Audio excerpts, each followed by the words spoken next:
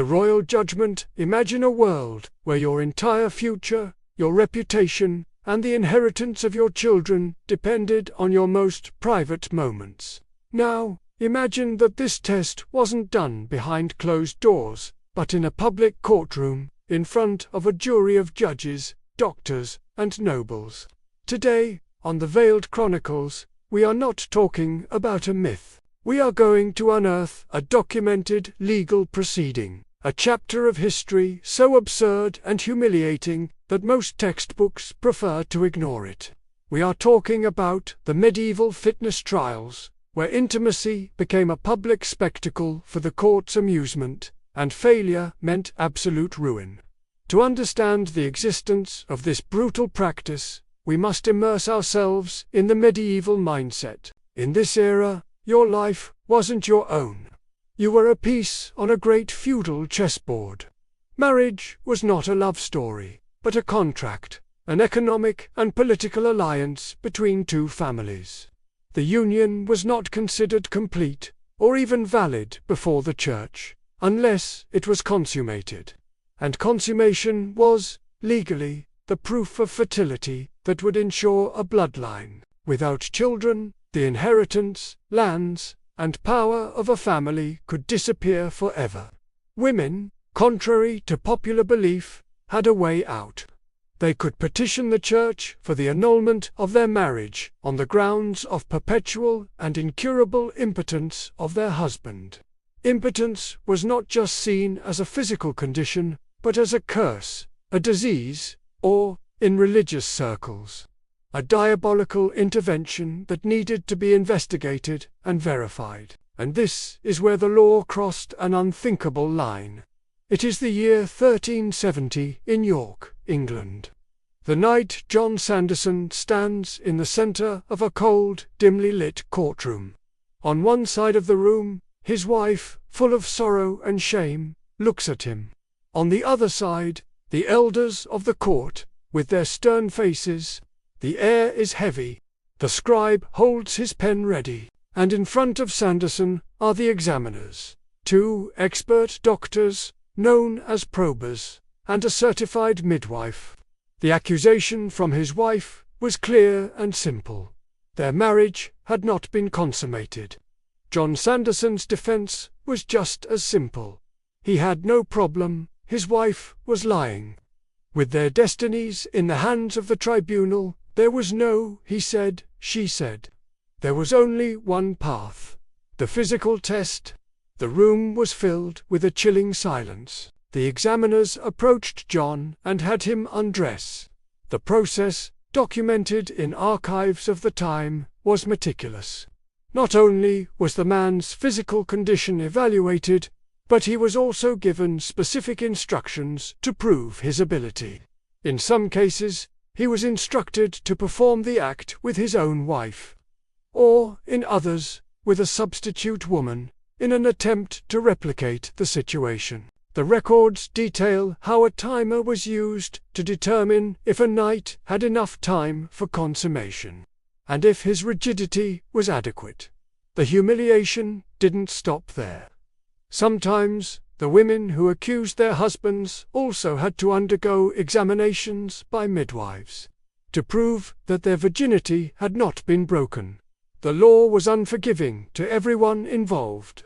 The documented cases reveal the brutal reality of these trials. A French nobleman in the 15th century, named Pierre, was dragged to court by his wife, who accused her husband of not having performed.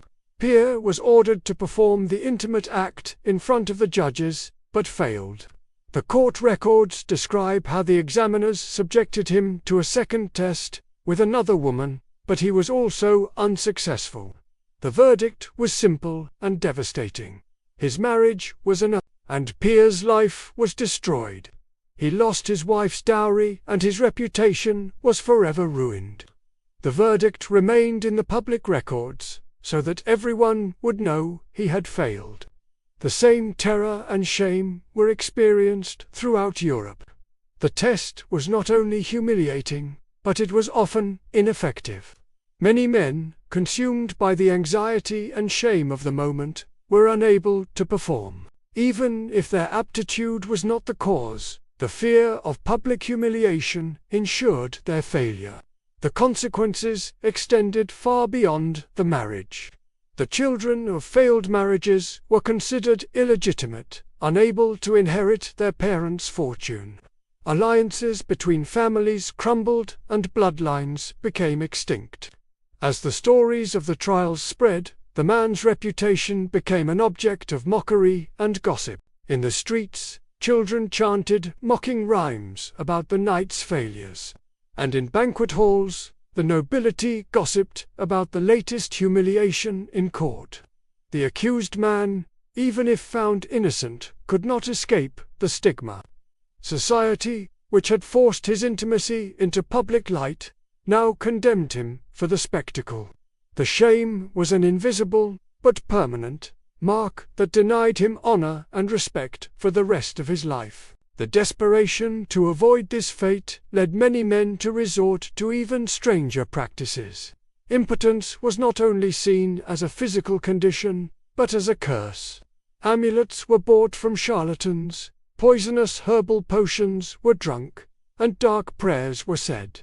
The doctors of the time, often with a limited understanding of physiology, prescribed ointments and elixirs that often did more harm than good. Panic was the real engine of these practices, pushing men to seek magical solutions to a legal problem in a desperate attempt to regain their honor before it was too late. Today, we take medical privacy for granted. Your intimate performance is something between you, your partner, and maybe your doctor. No one is conducting exams in a courtroom. No committee of inspectors is manually evaluating you while a scribe takes notes. We have completely forgotten that privacy in intimate matters is a relatively modern invention. For most of history, sexuality was a community matter, with social and economic implications that required public verification. This shows us how, even in the most personal matters, money, power, and wealth have always been the true drivers of humanity's strangest practices. The same fear of economic ruin that led John Sanderson to a tribunal still governs our lives today. Only, fortunately, the methods have changed. The case of John Sanderson, like the others we have unearthed, reminds us that what we consider an aberration today, in another era, was the norm. History is a mirror that forces us to question our own certainties and to realize that intimacy is a reflection of the society in which one lives. If you dared to look beyond the surface and want to continue unearthing the truth, I invite you to join our community. Subscribe to the Veiled Chronicles so you don't miss the next video. And leave us your opinion in the comments. What did you find more disturbing? The lack of privacy, or the brutality of the consequences? Until next time, and may your archives remain sealed.